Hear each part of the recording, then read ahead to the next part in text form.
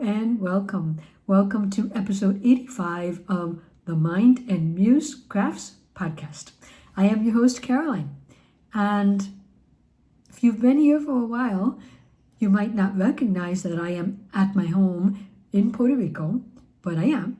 I am just in a different setting for this episode because this episode is about being transparent with our crochet, especially here on the podcast, which for me means, well, let me tell you a story, not only about how wonderful my ideas turn out, but also about the ideas that didn't turn out too well. Thank you for joining me.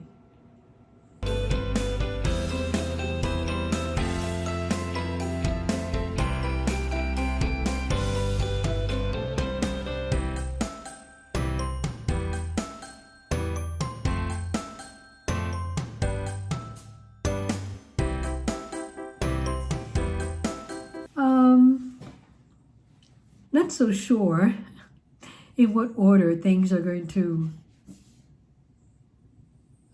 take place today. First, I wanted to justify why this podcast will not have its standard format, in the sense that I have almost no crochet to share with you. At least I don't have anything new to share with you.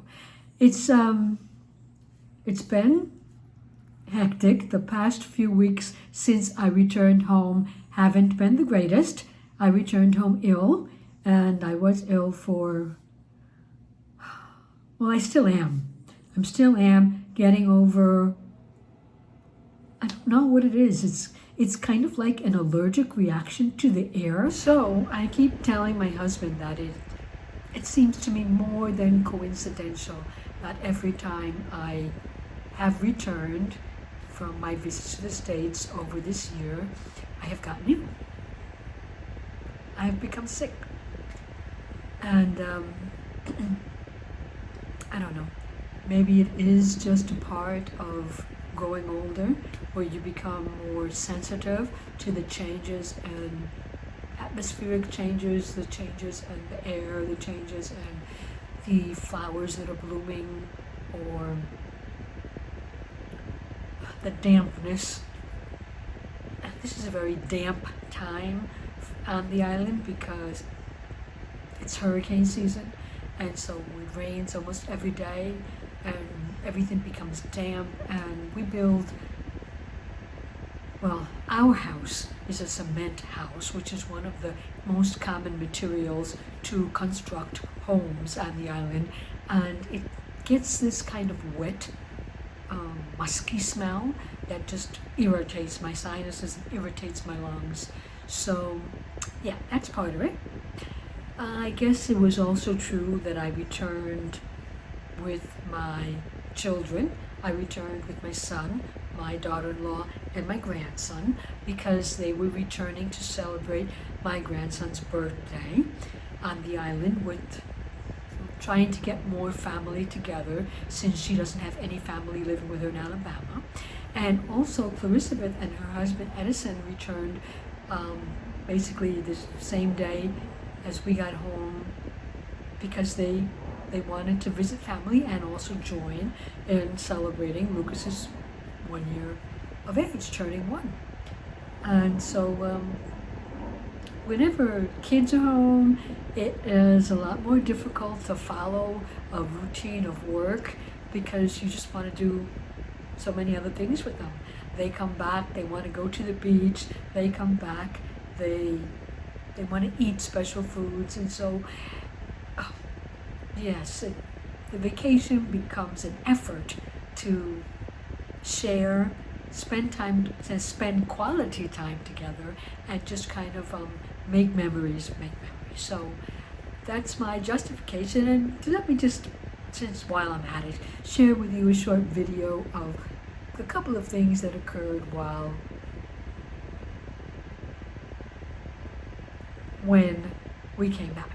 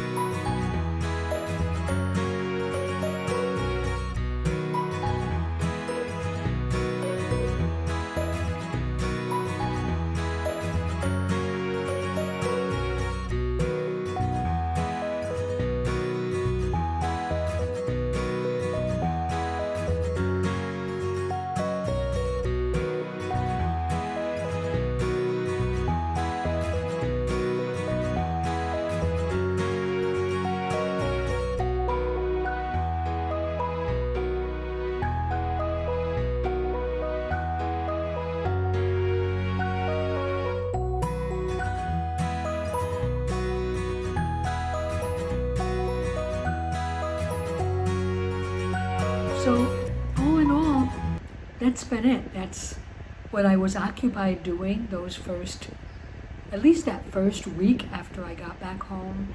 And so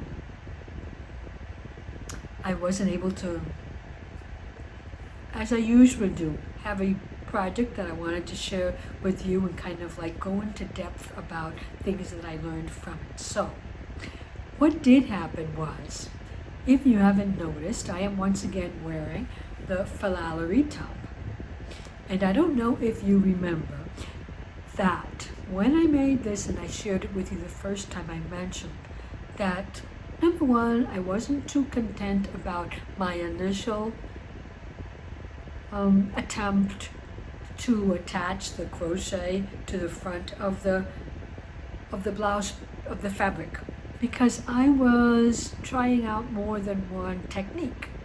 And I liked one better than the other. One looked neater to me than the other, so then I continued with a second technique. That was number one. Number two, I had made the front yoke of the Fallalery, but I did not make the back. The back, I tried to save some buttons that were on the original blouse that I had thrifted and try and make that part of the back design, but it didn't work out. The buttons were too low, and I still had to add a shorter back than the one Elizabeth had planned, and I still needed the button. Well, I say needed, but actually what happened was that I needed a button to close my crochet, but the button really wasn't very useful because the opening at the top was big enough for my head to go through. So there were a couple of things that I'm saying that I didn't like about the way I finished it the first time. And when I got home, I tried it on for an outing and found that it was actually very tight around the armholes. And that just topped it all. No. This has to be fixed. So I decided that the fix was going to be to sit down with the yarn that I had left over and to detach the back and redo it. Now, I don't know if you have ever tried detaching a part of a crochet item, whether it be a garment or not, to add something else in its place. But remember that on the Fallalery, I completed this top. I should have completed the back. And then I would have picked up stitches around the edges of the front and the back and created my sleeve. So that's what I did. But now that I decided to detach, I had to find, first of all, where I had woven in my ends, and that is a feat in itself, and we all know that. If it is frustrating and annoying and aggravating to have to weave in ends, it is so much more frustrating, annoying, and aggravating to have to try and pick those ends out once something is made. So that was a feat, trying to find my edges, my ends. Let me restate this. I wanted to keep the front seam on the sleeve. I wanted to detach the sleeve at the back, detach all the crochet on the back, and separate everything from the fabric, because I also wanted to redo the front seam. So let me show you what all of that looked like. I did take a little bit of video, as I like to when I am starting something. I like to kind of like show the steps along the way, just in case at some point you find yourself in a situation where you need to do the same thing that I have done. So I don't know if you are aware of the way stitches look when they are detached. For example, in this case where I picked up the stitches to add the sleeve, I don't know if you're aware how those stitches that I picked up will look once I detach the crochet fabric that I used to create those stitches. And so it leaves like little loops.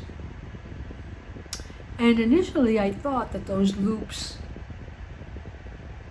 they're kind of like in the air, but it didn't seem that they would undo themselves. But as I continued adding, I realized with a closer look that some of those stitches were lost. The original stitches that were the ends of those stitches that I made from my original crochet, some of them were lost, and I did have to remediate there. But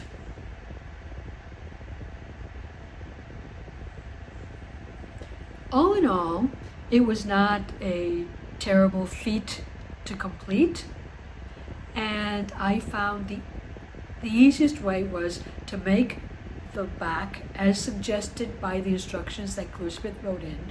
The only thing that I had to be sure was that I made a couple of rows of the actual pattern to the bottom part of the blouse so that I had something to crochet my back to, because the back panel is two parts that are held together by a button. So I did those first, then I attached that to the sleeves. Then I attached that to the sleeves.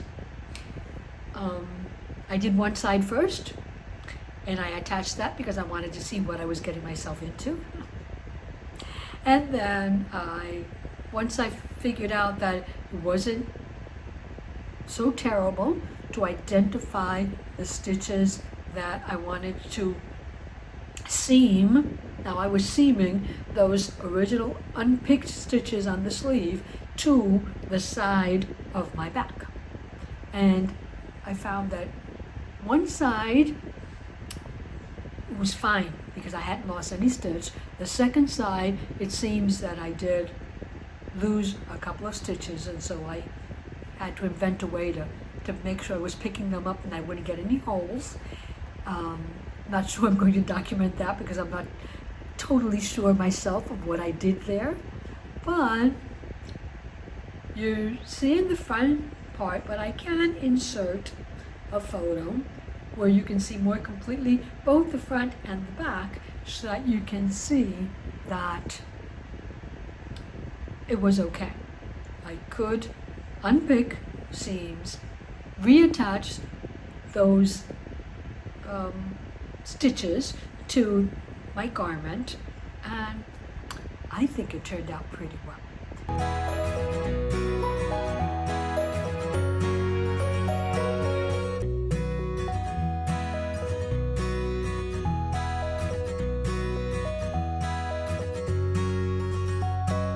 One thing I would say that I have learned,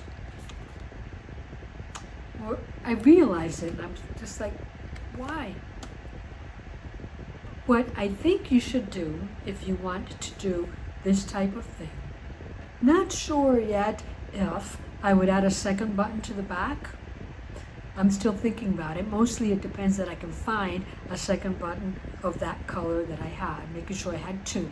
But I think I could close up the hole a little bit by overlapping a little bit at the top and maybe putting two buttonholes instead of just one. Still thinking about that.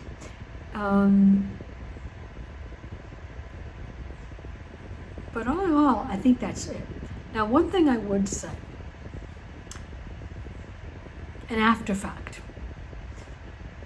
the blouse now fits me well. I'm just using a regular bra with this today, because I thought maybe it was fitting me before because I was using that bralette, that jean bralette that I have showed you, that was also going to flatten my chest a bit, so maybe that would make it looser. So I decided, let me try it on with just a regular bra, and the sleeves fit well. There's enough room here that they don't bother me. And so I'm much more happy with it now than I was before. But I think that if I had attached my sewing to the top of the bottom half of the fabric and then crochet directly to that, I think I might have had less edges to work with and might have just looked cleaner. I don't know. So if I were to do this again, I would first obviously find the pattern that is bottom up that I want to work with. Then find the yarn that I would like to work the top part of my crochet garment in. And then look for a blouse in my closet that I would like to give a second life to, or a thrifted one that it might be a second or a third life, who knows, in a thrifted store. But I would find the garment that I want to use, the fabric that I want to use for the bottom part, and start by adding my slip stitches to there, and then work bottom up with my top. You could go the other way around. I'm pretty sure you could go the other way around and simply take a top that you really like the top part of it, or the yoke and the back, but you really don't care much for the bottom, or such as happened to me, the bottom part has been eaten by moths. But that's a favorite blouse and you don't want to throw it out. Well, you could try trimming off a part of it and adding a crochet bottom. So you could add something to that bottom of that blouse also. So I think it's something that I would like to take a second look at. Maybe I do want to try it the other way around and see if I can find a blouse around here that I like the top part of it, but I would like to add that top to a different bottom, namely a crochet bottom. Maybe that's something that I need to look into as my next make or something like that. I would do this project again. As a matter of fact, I was able to get my hands on some kobu yarn, which I hadn't seen here. I think those type of yarns might sell very quickly, and so that's the reason why I really had never found them before, but I did find the kobu yarn. I bought it in white. Every one of the skeins has 100 grams, so I got 300 grams. It was all that was left, and it was at my local Walmart. So yeah, I think a garment is in store for that yarn. Kobu, as I mentioned before, is a cotton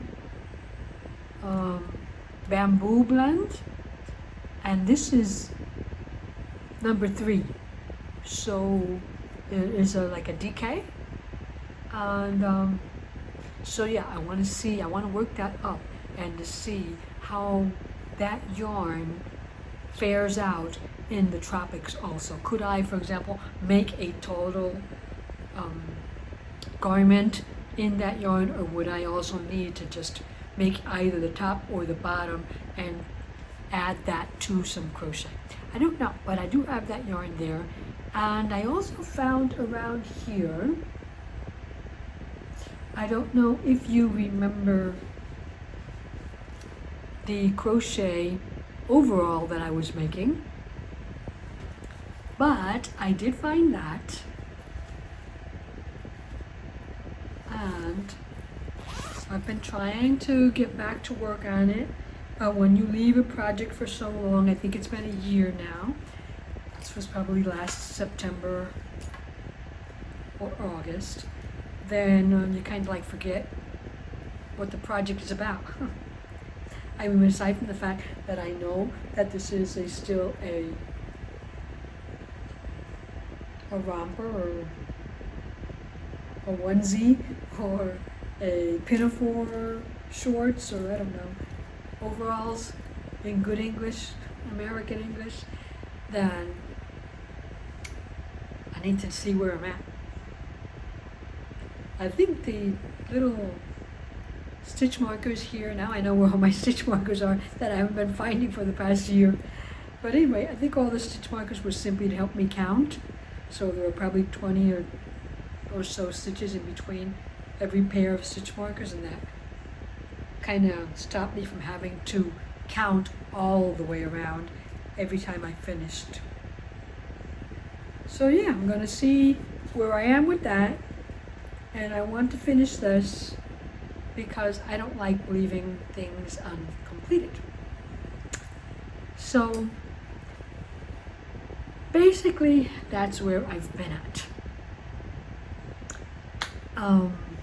I know it's not much to share, but I just wanted to keep in touch, let you all know I am well, my grandson is well, Clarissabeth is well. We've all been together and it's been great, and that hopefully I will continue to be able to share my crafty adventures, so to say, the crafty side of my life with you on this channel in the future. Yeah. On a sad note, I did see today I tend to listen to basically podcasts as I walk. And today is Friday, and Friday mornings I usually take a 3-mile walk at the beach. And I was listening to Faye of the Crochet Circle podcast, and sadly enough, she mentioned that she would not be podcasting anymore, that today was her 79th podcast episode, and it would be the last one in her series of monthly episodes where she talks about her crochet. She is still a designer, she is still going to be producing patterns and tutorials, but she simply will not continue with her monthly episodes. So it was kind of sad and scary at the same time to hear, because it just emphasizes the fact that the world changes. I can tell you that I'm going to be here in 2 weeks, and maybe I won't be, because something will come along and affect that choice. But so above all, in the crochet community, I have noticed since COVID a change in the amount of people that present crochet podcasts. I also have seen new crochet podcasts come up, but I do believe that this is something that people don't do forever. And if they do it for a period of time, it might be that their style changes over that time, trying to get new viewers, attract new viewers, attract more people, because some people want to have that interaction with a large community as part of their reward. They get satisfaction from that. I'm not saying that I don't. I definitely would be very satisfied if I could have more viewers on this channel, but I don't do this to make money, not as of yet. I don't know what could happen further on, but maybe it all depends on the purpose and the mission that you have with this kind of sharing. So I don't know. I'm going to say that I will try to be back in 2 weeks. I hope that will happen.